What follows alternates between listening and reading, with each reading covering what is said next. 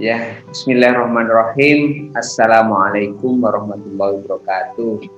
Waalaikumsalam warahmatullahi wabarakatuh. Waalaikumsalam warahmatullahi wabarakatuh. Bagaimana kabarnya Ustadz Saiful? Alhamdulillah luar biasa. Luar biasa. Semangat terus, Allahu Akbar. Subhanallah. Ustadzah Ratna, gimana ini kabarnya ini? Ya, alhamdulillah luar biasa. Semakin semangat. Alhamdulillah. Ustadz Saiful dan Ustadzah Ratna, siang hari ini kita akan diskusi bertiga ini, tapi insya Allah yang melihat kita cukup banyak tentang antisipasi kita terhadap pandemi, karena kita ini adalah seorang guru. Tentu antisipasi guru di dalam mengembangkan strategi pembelajaran kita kepada murid-murid kita. Beberapa waktu yang lalu sempat saya amati di beberapa daerah, guru-guru ini seperti tergagap, kaget menghadapi yang namanya pembelajaran yang pertamanya tatap muka, tahu-tahu keputusan mendadak harus dari rumah. Ada kebingungan, tetapi lama-lama guru-guru alhamdulillah sudah semakin banyak belajar, dan saya kira diskusi kita hari ini akan mempertajam guru-guru untuk menghadapi fenomena yang sekarang ini betul-betul serba berubah. Saya sendiri sudah 4 bulan ini nggak kemana-mana Ustadz Saiful, ya di rumah begitu.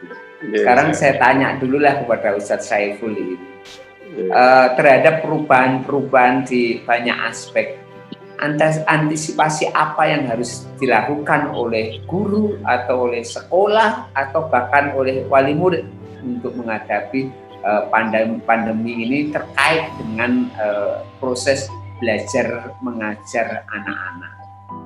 Silakan Ustaz Saiful. Nggih, Ustaz.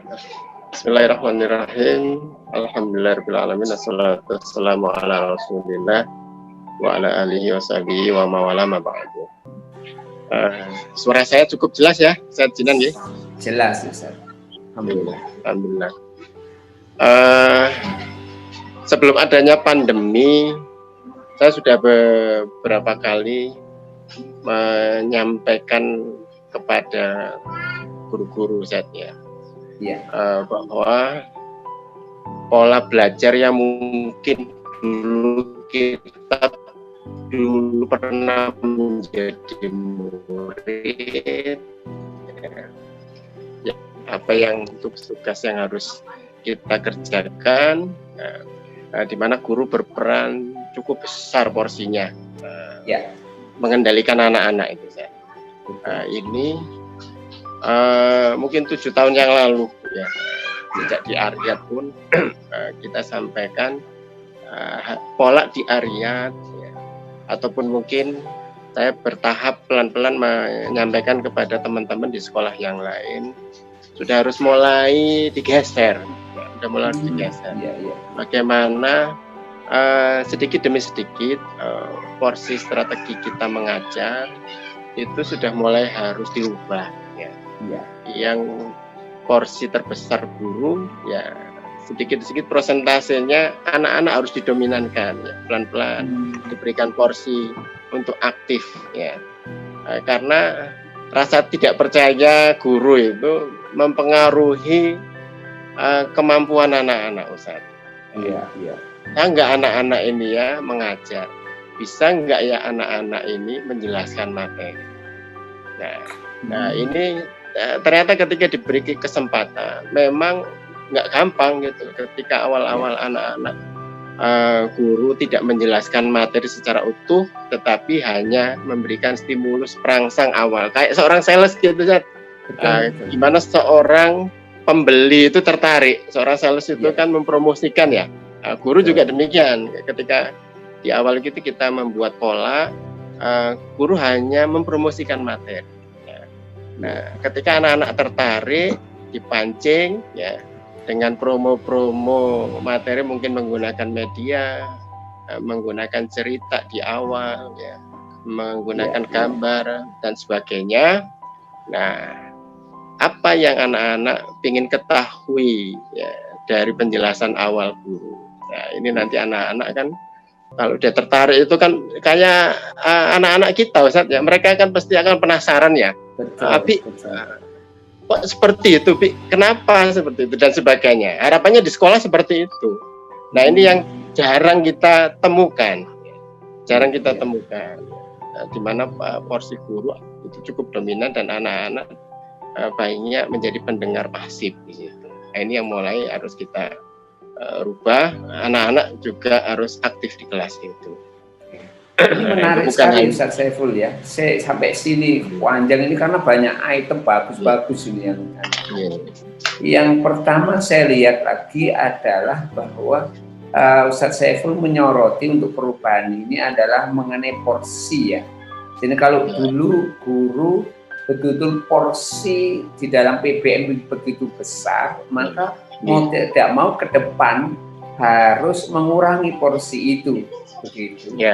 Dan untuk mengurangi porsi itu harus memunculkan rasa percaya kepada murid bahwa muridnya bisa belajar, bisa menjelaskan dan lain sebagainya. Tentu bukan hanya sekedar silahkan jelaskan dan lain sebagainya, tidak. Hal-hal yang nanti insya Allah saya harapkan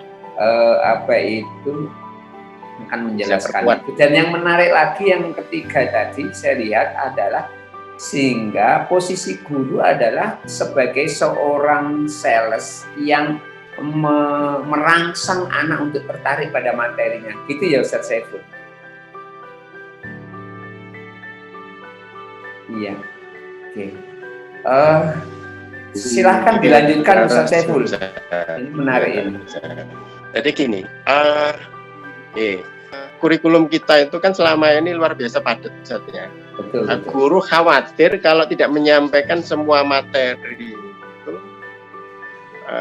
dianggap tidak tuntas. Apalagi dulu ada UN ya, ada UN. Sehingga bagaimana materi itu demikian padat, ya. Anak hanya menerima penjelasan dari guru, esensi proses itu tidak didapat oleh anak-anak. Nah, ini kesempatan peluang besar pada masa pandemi, terus diperkuat dengan kebijakan Kementerian Pendidikan, ujian nasional dihapus. Bagaimana kita memanfaatkan challenge peluang tersebut untuk mengemas materi itu nggak usah banyak-banyak gitu. Kalau umumnya kan satu semester itu satu mapel ya, kalau di SMP ya, atau kalau di SD tematik itu kan banyak sekali tematik itu kalau di SD. Atau di SMP, SMA itu 1 tahun bisa 10-12 materi. Kenapa harus banyak-banyak gitu? Nah, cukup 2, maksimal 3, tetapi ada proses pembelajaran di situ yang mungkin banyak nanti anak-anak diskusi dengan guru ya. Terus menggali informasi bisa lewat internet, bisa tanya kepada teman-teman mereka, kepada keluarga mereka, kepada guru lintas mata pelajaran, atau mengundang tante mereka.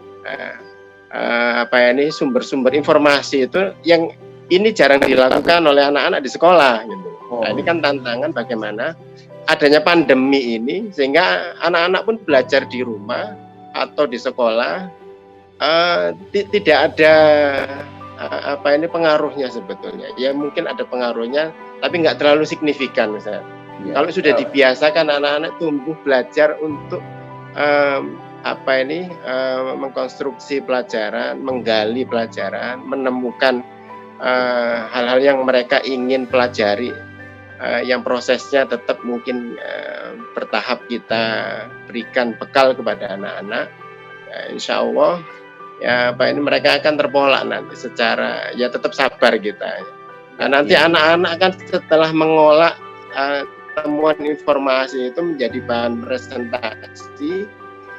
Itu kan tantangan. Kadang-kadang ada anak-anak sudah membuat materi ya dari data informasinya sudah mereka olah, kemudian mereka presentasikan, nggak gampang ya. keinginan kita mereka bisa berbicara seperti guru, ya, lancar dan sebagainya. Ada kelompok-kelompok yang ketika sudah siap materinya diam di tempat, Ustaz, gitu. Nggak berbicara sama sekali. Ya karena memang baru kesempatan itu. Beda kita bertahun-tahun ya, usia kita 30 tahun, ada yang 40 tahun. Sementara anak-anak kalau di SD baru 8 tahun, 10 tahun, biasanya 9 tahun. Gitu ya. Nah, itu kan kesempatannya mereka belum banyak diberi kesempatan untuk berbicara. Oke. Itu ya. Oke. Terima kasih. Materi. Ya, oke. Terima kasih. Dari aspek materi ini menarik bahwa kurikulum kita itu padat.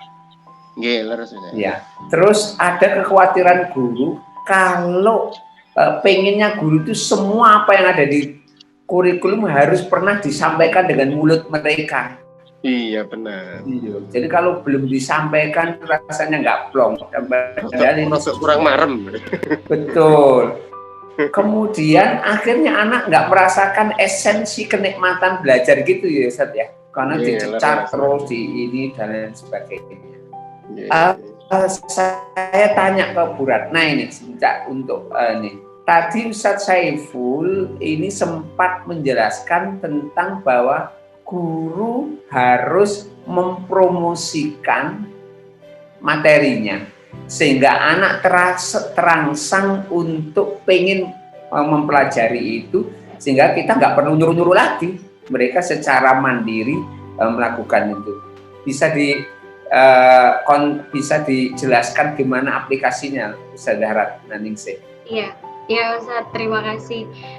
Jadi poin ketika bagaimana guru mempromosikan materi, guru harus menumbuhkan ambak dari siswa. Apa manfaat dari setelah mempelajari materi tersebut, manfaatnya apa buat siswa. Nah ini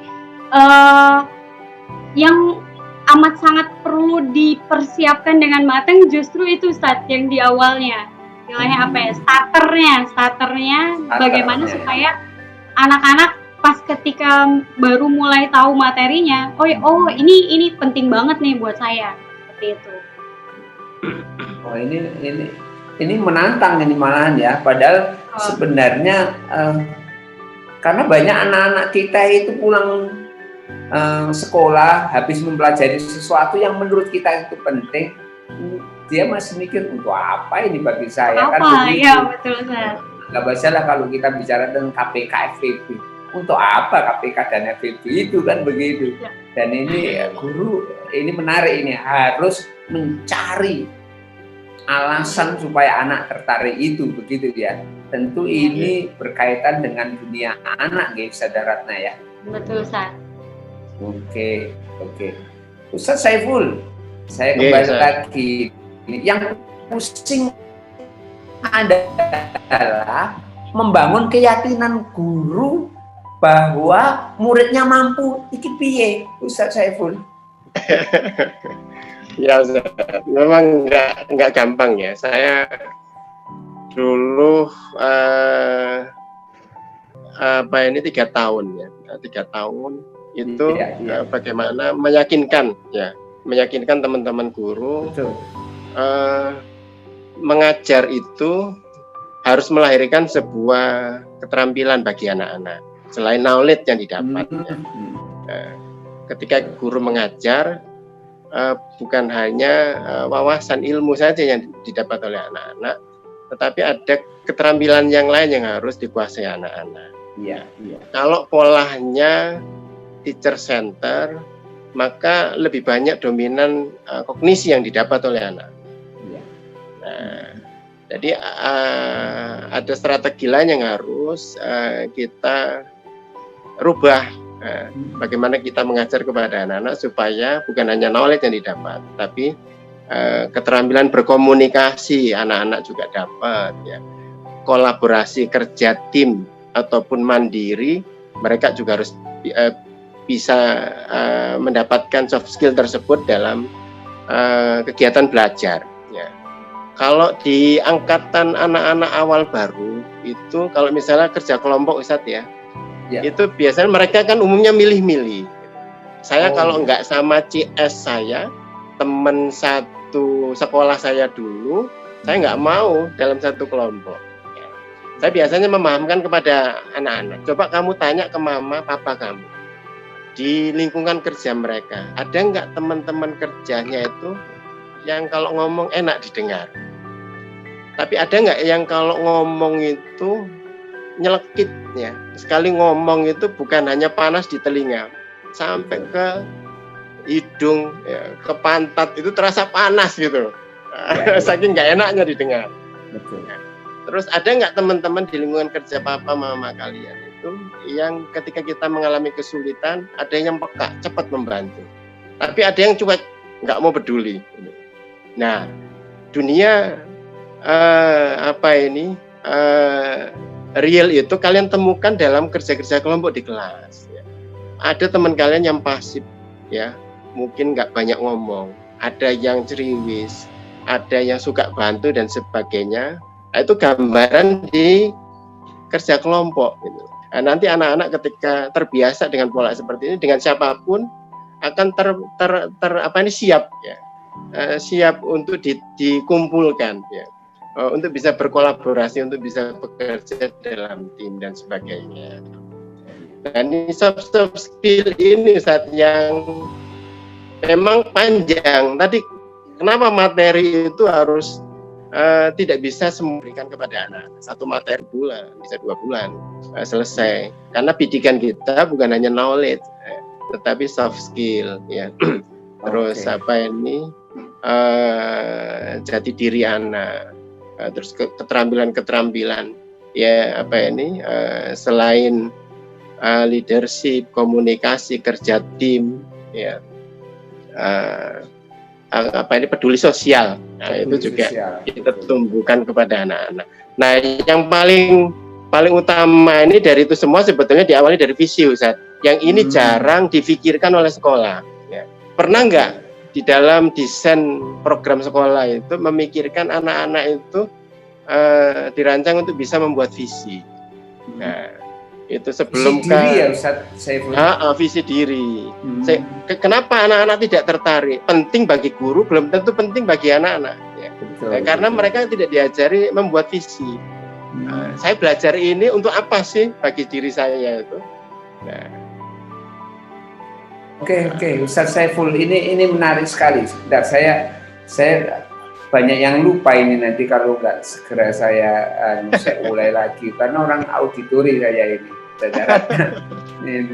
Jadinya ini berat bagi sekolah-sekolah ini jika orientasi yang namanya belajarnya hanya kognitif, begitu ya. Benar. Ya, maka desain kita harus diubah bahwa orientasinya bukan hanya kognitif tapi keterampilan. Ustaz Saiful menyebutkan adalah beberapa soft skill yang bagus. Skill untuk kerjasama, skill untuk presentasi, kemudian skill juga untuk komunikasi dari sudah presentasi, kerja tim, membangun jati diri juga ya Ustaz Saiful ya. Iya benar. Itu Ustazah Ratna ini, saya nanya ini. Kalau Ustazah Ratna bisa memperjelas apa dari Ustaz Saiful tadi, bukan memperjelas ya, mengaplikasikan dari sebuah temanya apa, kira-kira dari tema itu munculnya tadi skill-skill itu apa saja bisa diperjelas, jelaskan Ustazah Ratna ini. Iya, Ustaz. Jadi misalnya tuh kita biasanya kalau misalkan dalam susunan dalam pembelajarannya tuh kan di awal tadi udah starter nih, udah promosi, guru promosi membangun ambak anak-anak, apa manfaatnya materi tersebut bagiku gitu, bagi anak-anak. Supaya ketika mereka belajar, mereka paham, oh ini bermanfaat bukan hanya untuk formalitas belajar, tapi manfaat juga untuk kehidupan saya sehari-hari. Baru setelah itu, setelah promosi, setelah guru membangun manfaatnya untuk anak-anak, apa sih ini manfaatnya buat kita dalam kehidupan sehari-hari. Setelah itu anak-anak mengajukan pertanyaan apa yang mereka ingin tahu dari materi tersebut. Oke, Ustazah Ratna, tolong materi tersebut itu apa contohnya Ustazah Ratna? Oke, contohnya kayak misalnya yang udah tuh kayak di bahasa Inggris ada pelajaran, ada materi kaitan dengan pekerjaan, Ustaz. Ada materi pekerjaan. Ya, kaitan dengan pekerjaan. Di starternya itu bukan, biasanya kan kalau di materi-materi itu pekerjaan yang diperkenalkan yang sudah umum, Ustaz ya. Pekerjaan dokter, guru, itu kan sudah umum. Nah, ketika di starter itu bisa dimunculkan pekerjaan-pekerjaan yang ada saat ini, tapi mereka tak terfikirkan itu, kayak gitu. Dan itu anak-anak luar biasa semangatnya pas ketika baru memulai itu, makin penasaran. Ternyata ada ya pekerjaan yang tidak umum gitu. Contohnya kayak kemarin itu ada yang sekarang ini kan ada YouTuber, ada kemudian konten kreator, nah seperti itu. Ya, baru setelah mereka terpancing nih semangatnya, kira-kira penting nggak ini kita pelajari gitu kan? Ketika iya Ustazah ini gitu, baru mereka mulai tuh menyebutkan, apalagi anak-anak angkatan sekarang tuh cita-citanya emang beda lah sama kalau dulu ya jadi dokter ini. Nah, mereka itu banyak cita-cita baru gitu kan. Betul, yang tidak terpikirkan. Iya, yang tidak terpikirkan, banyak cita-cita baru. Dari situ, setelah itu mereka baru mulai mencari tahu kira-kira pekerjaan apa sih yang ada saat ini yang baru-baru tersebut. Apa yang ingin mereka tahu tentang pekerjaan tersebut. Baru setelah itu nanti ada pengelompokan. Pengelompokan. Ya, dikelompokan. Nanti kan kalau di bahasa Inggris masuknya ke nama-nama pekerjaan, kemudian tugas dari pekerjaan itu apa. Seperti itu. Baru nanti mereka di kelompok itu, nanti mereka akan mempresentasikan jenis-jenis pekerjaan yang sudah ada dan ditambah dengan pekerjaan yang baru hasil dari diskusi mereka. Nah, baru setelah kumpul kelompok, baru di situ ada namanya presentasi. Baru presentasi. Nah, disitulah muncul skill-skill tadi yang sudah disampaikan oleh Ustaz Saiful. Nanti ketika mereka diskusi, mereka akan terlihat kerjasamanya seperti apa. Karena kalau biasanya kalau di kelas 8, kelas 9 mereka sudah ini nih udah terbiasa dengan kerja kelompok, sudah biasa dengan diskusi, mereka udah ikut aja alurnya. Yang tantangannya biasa di kelas 7 kan. Kelas 7. Tantangannya di kelas 7 karena kan beda-beda nih asalnya beda-beda, temennya baru-baru, di situ nanti akan terlihat kerjasamanya seperti apa, kemudian nanti komunikasi ketika menyampaikan hasil diskusinya bagaimana, teamworknya tadi kerjasama sudah, kemudian skill-skill yang lainnya nanti akan terlihat pada saat presentasi kelompoknya, Ustaz. Oke, terima kasih. Ini sudah semakin bayangannya semakin tampak Ustaz Saiful. Terima kasih Ustaz Ratna. Nah, sekarang begini Ustaz Saiful. Dengan kondisi seperti ini, saya kok merasakan peran guru agak sedikit bergeser ini Ustaz Saiful. Gimana ini? Ya Ustaz. Kalau ini kan model menumbuhkan kemandirian belajar. Betul. Strategi cara menggeser, dulu dominan guru ya, mengatur pembelajaran di kelas. Nah, sekarang mulai kita memberikan kepercayaan kepada anak-anak ya. Sampai memilih topik ya. terus mencari sumber informasi, mengemas materi sampai presentasi nanti menggunakan gaya belajar seperti apa yang sesuai dengan keinginan mereka. Nah, sehingga nanti dengan pola seperti ini, Pak, pada masa pandemi ataupun tidak, anak-anak dengan guru ataupun tidak, itu insya Allah sudah terpola. Kayak di kita itu sholat misalnya nggak ada guru, dampingi, udah jalan mereka itu. Siapa yang bertanggung jawab untuk menjadi imam sholat, siapa yang menjadi muadzin, siapa yang menjadi koordinator murojaah, siapa yang memimpin doa, ya karena pola ini tumbuh kepada anak-anak di sekolah, ya. Iya. Sehingga kalau misalnya di masa pandemi ini nanti pola belajarnya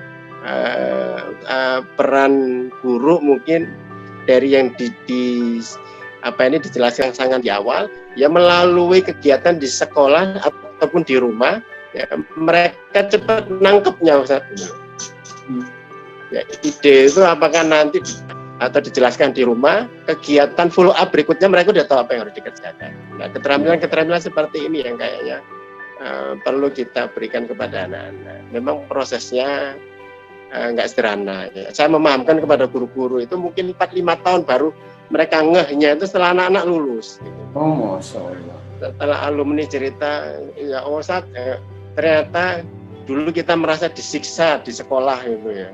Oleh guru-guru banyak diberikan tugas untuk buat presentasi, untuk mencari informasi. Ternyata ketika di SMA, mereka banyak dimintai bantuan guru untuk menjadi asisten ketika guru nggak ada, untuk menjelaskan materi, untuk menjelaskan materi kepada teman-teman mereka ketika gurunya tidak mengajar. Ketika ada tugas kelompok, ketika presentasi, udah terbiasa anak-anak itu. Ketika nggak ada guru, mereka tahu apa yang harus dikerjakan, apa yang harus dilakukan. Nah, pola seperti itu. Oke. Ustadz Saiful, ini sekarang konteksnya adalah pandemi, Ustadz. Ini mungkin juga Ustadz Ratna bisa membayangkan ini. Berarti kan anggap aja sekarang ini guru-guru itu pertama adalah fasilitas yang dia pakai adalah Zoom, ya Ustadz ya. Kemudian atau Google Meet lah. Kemudian ada WA. Ada Line. Ada WA, kalau pakai Google Form atau Google Classroom kan begitu, Ustadz. Iya. Berarti ketika anggap aja Zoom itu seperti pertemuan tatap muka ya, Ustazah, untuk memberi rangsangan promote yang pertama itu ya, Ustazah ya. Anggap aja ada waktu 1 jam, temanya tentang toleransi begitu ya. Temanya tentang toleransi.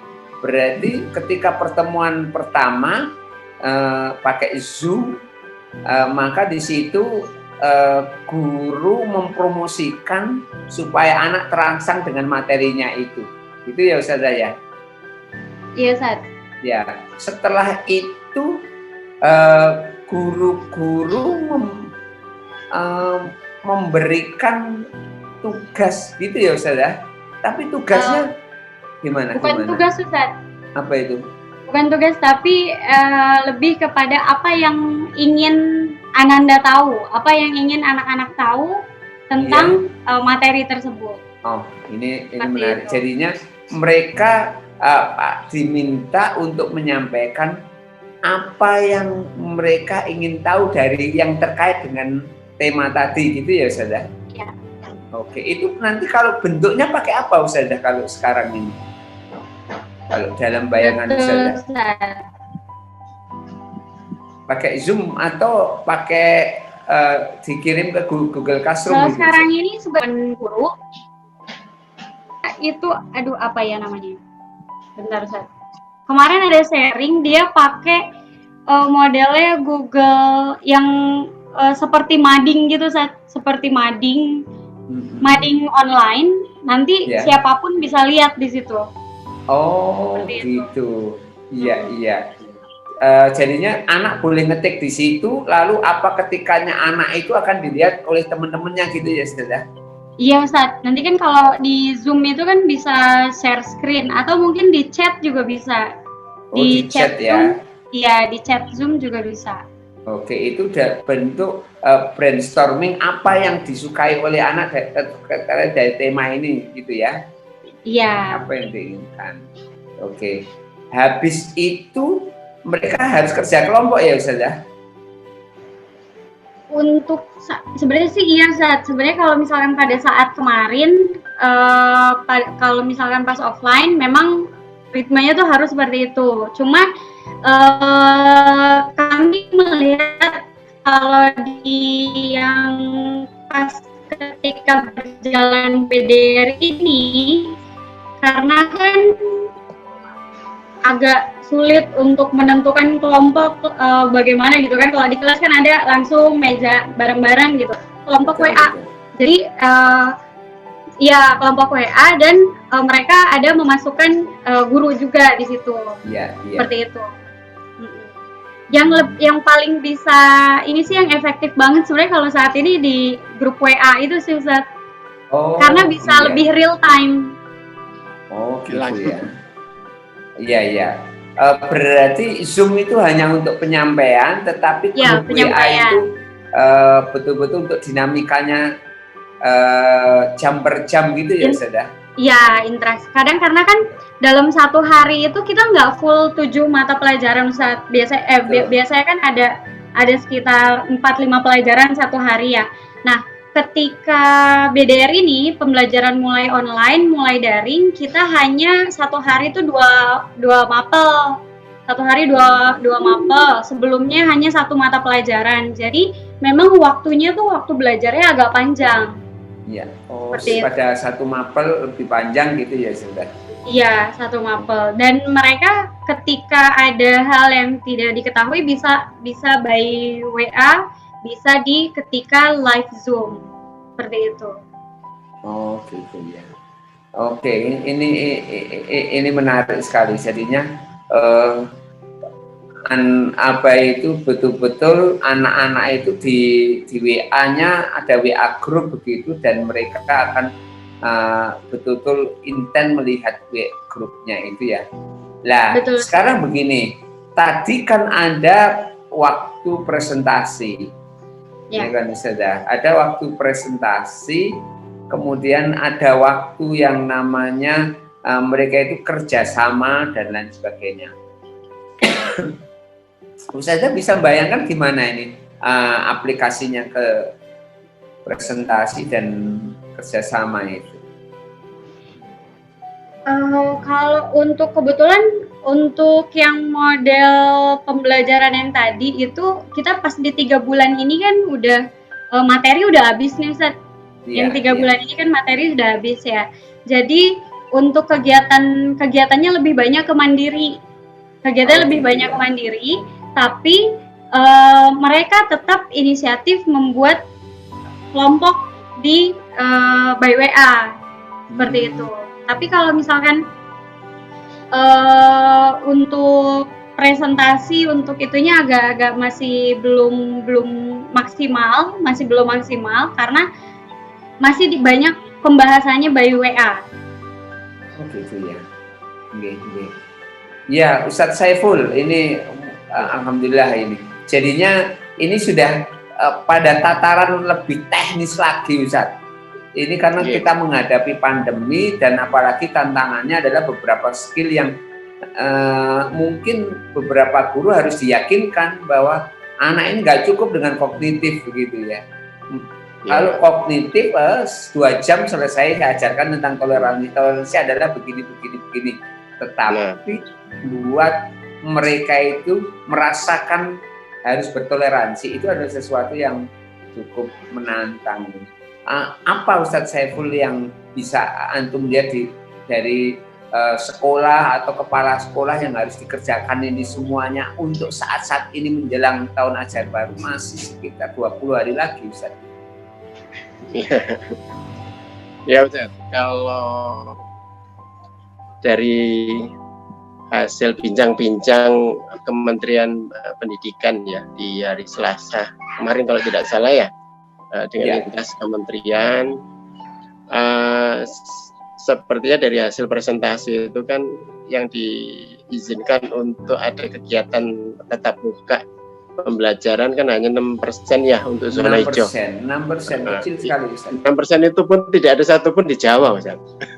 Di Aceh, di Papua. Masya Allah. Masih sepertinya untuk kegiatan BDR ya, ini atau virtual ini masih diperpanjang sampai Desember. Kondisinya belum bisa tatap muka, guru dengan anak-anak secara langsung itu masih lama, satu semester lagi ya. Kelihatannya sampai akhir Desember. Ya, ini kan sesuatu yang menjadi tantangan ya. Semua awal kehadiran pandemi ini semuanya ikut shock lah itu ya. Orang tua, guru, ya, yayasan terutama berdampak ke operasional, orang tua murid belum siap ya. Tetapi insya Allah semuanya ada hikmahnya.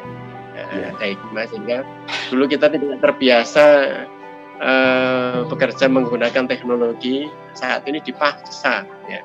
Bagaimana peran teknologi itu dengan kondisi pandemi ini mau nggak mau harus melek semuanya gitu. Betul, Ustaz. Mau nggak mau bagaimana strateginya, dengan keterbatasan dana, dengan keterbatasan operasional sekolah, kegiatan belajar mengajar ini harus tetap berjalan dengan baik. Nah, yang saya coba rancang mengevaluasi kegiatan yang sudah ditetapkan PDR ini sejak tanggal 16 Maret 2020 kemarin ini sampai untuk persiapan tahun ajaran baru, bagaimana menutupi celah-celah kurang ya dari evaluasi beberapa bulan, 3-4 bulan yang sudah berjalan untuk supaya tahun ajaran baru berikutnya lebih efektif ya. Kita coba tampung keluhan-keluhan orang tua. Orang tua kan rata-rata mengeluhkan tidak siap mereka mendampingi anaknya belajar di rumah. Yang kedua, guru terlalu banyak memberikan beban ya. Mungkin tatap muka via virtualnya sedikit, tapi PR-nya terlalu banyak. Ini kita buat bagaimana untuk di tahun ajaran baru nanti mungkin ada pembelajaran basic diniyah atau agama harus ada di setiap hari, entah itu PAI atau Al-Quran. Terus satunya pembelajaran umum, mungkin 2 maksimal 3 lah dalam satu hari itu. Kalau itu sekolah yang berbasis full day ya, yang biasanya pagi sampai sore, yang mungkin pelajarannya bisa sampai 6-7 ya, pelajaran cukup diperpendek ya, 1-2. Terus yang kedua diupayakan jangan sampai terlalu banyak memberikan PR pasca pembelajaran virtual ya. Lebih banyak diskusi, lebih banyak mengeksplorasi potensi anak. Terus pasca itu hikmah, refleksi, simpulan, anak-anak diajak mengambil kesimpulan dari hasil bahan diskusi. Jangan diberikan PR. Nah, ini kan anak-anak ini kan ya PR sesekali, tapi jangan terlalu sering. Misalnya habis virtual ya, meeting dengan anak-anak, paskanya dikasih PR mengerjakan matematika 10 soal, 15 soal. Itu yang stres orang tua nanti. Betul. Ini yang banyak kita temukan keluhan-keluhan itu di orang tua. Nanti di tahun ajaran baru fungsi pembelajaran itu tetap harus lebih intens virtualnya. Jangan 1 minggu sekali, apalagi 1 bulan sekali karena kendala kuota dan sebagainya. Betul. Sehingga sebuah alasan kita hanya memberikan PR kepada anak-anak. Yang penting anak-anak disibukkan, itu kan. Jangan jadi objek penderita anak-anak. Ngoten Ustaz.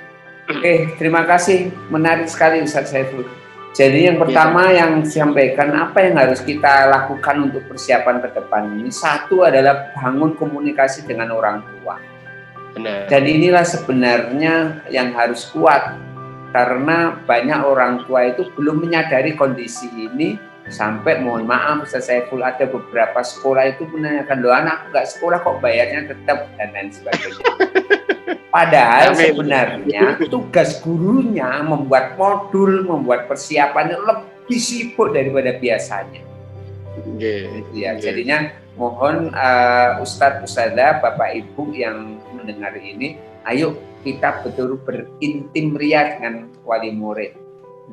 Adakanlah yang namanya penjelasan, bangun paradigma yang baru bahwa sekarang ini adalah bahwa masanya anak harus belajar mandiri untuk belajar dan lain sebagainya. Itu yang pertama. Terus yang kedua adalah PR ya Ustadz Saiful ya. Iya. Jadinya PR ini jangan banyak-banyak. Begitu. Masa setiap ini PR, setiap ini PR. Tapi kalau sifatnya proyek untuk wawancara, boleh ya Ustaz Saiful? Itu yang lebih tepat Ustaz. Oke, jadinya menemui orang, menjadikan beberapa orang jadi sumber belajar, boleh ya Ustaz? Kan nggak hanya knowledge atau kognisi saja yang dibidik anak-anak, ya. Tapi ada soft skill-nya juga Ustaz. Soft skill untuk menghadapi orang, keberanian, dan lain sebagainya. Oke, terus yang oleh anak-anak dalam tugas-tugas pandemi. Lah, kemudian yang ketiga ini jangan banyak-banyak satu hari banyak materinya. Kalau biasanya 6-7, sekarang cukup 2 saja, tapi lebih mendalam, lebih pada aspek-aspek experiential learning-nya diperkuat. Dan ini yang menarik sekali adalah refleksi. Tolong Ustaz Saiful, saya ingin mendengarkan, ini masih jarang nih refleksi. Apa sih fungsi refleksi itu? Ya. Apa ini anak-anak itu kan jarang diajarkan ya. Setelah belajar kita hari ini, apa yang didapat oleh mereka gitu loh. Dari aktivitas yang baru saja mereka lakukan bersama dengan guru-guru ataupun dengan teman-teman mereka. Itu. Kalau strategi kita dulu mengajarkan anak-anak membuat refleksi itu tidak gampang Ustaz. Langsung tiba-tiba anak-anak bisa mengambil simpulan, ya, mengambil hikmah positif dari kegiatan yang sudah mereka dapat. Itu melalui latihan menulis dulu. Ya, kita buatkan buku. Kalau di Haryat itu ada buku namanya Journal Learning Log, ya. Journal Learning Log. Ya. Jadi ada kerangkanya di situ. Ya. Apa yang sudah didapat hari itu, ya. Ini refleksinya itu sudah kita pandu di situ, ya. Yang sudah didapat apa, terus yang masih belum mereka pahami apa, gitu, supaya lebih baik ke depannya apa. Nah, ini sebetulnya cara membangun anak-anak supaya mereka memiliki keterampilan mengambil sebuah hikmah. Nah, itu. Nah, jadi nanti setiap pelajaran, ya, setiap guru mengakhiri pelajaran melakukan itu, ya. Sehingga setiap anak-anak nanti selesai mengambil kegiatan, melakukan kegiatan, mereka udah terbiasa. 3 hal itu yang biasanya mereka lakukan di setiap pembelajaran, sehingga di setiap kegiatan pun tanpa ada guru mereka akan bisa melakukan kegiatan refleksi. Ya, ini menarik, ini refleksi. Jadinya memang tahapannya dari menulis dulu apa yang mereka belajar hari ini, apa yang menurut mereka itu ada hikmahnya dan lain sebagainya. Akhirnya pembelajaran terasa bermakna bagi anak-anak kita. Terima kasih. Ustaz Saiful, banyak hal yang kita pelajari dan saya sendiri, masya Allah ini. Semoganya ini menjadi inspirasi bagi kita semuanya, Ustadz dan Ustadzah semuanya. Saya lupa untuk memperkenalkan bahwa di hadapan kita ini adalah Ustadz Saiful. Ustadz Saiful ini Saiful Azhar. Beliau ini adalah kepala sekolah SMP model Haryat, ya, Insan Cendekia di wilayah Bekasi. Sudah lama saya bersentuhan dengan beliaunya ini semenjak, dan beliau beberapa sekolah sudah menjadi kepala sekolah dan wakilnya kan begitu, dan sekarang luar biasa ini. Dan Ustadzah Ratna luar biasa. Terima kasih Ustadzah, ini mempermudah kita membayangkan ini untuk apa yang harus kita lakukan ke depannya. Dan terima kasih atas pertemuannya ini. Semoga silaturahmi kita ini di YouTube ini Allah tulis sebagai amal kebaikan kita, dan insya Allah kita akan mendapatkan pahala semuanya. Amin, amin ya Rabbal Amin, amin ya Rabbal Alamin. Ustaz Saiful, Ustaz Ratna, terima kasih atas pertemuan ini, dan kita tutup dengan doa kafaratul majlis. Alhamdulillahirrahmanirrahim. Subhanakallahumma bihamdika asyhadu an la ilaha illa anta astaghfiruka wa atubu ilaik. Terima kasih. Assalamualaikum warahmatullahi wabarakatuh. Waalaikumsalam warahmatullahi wabarakatuh.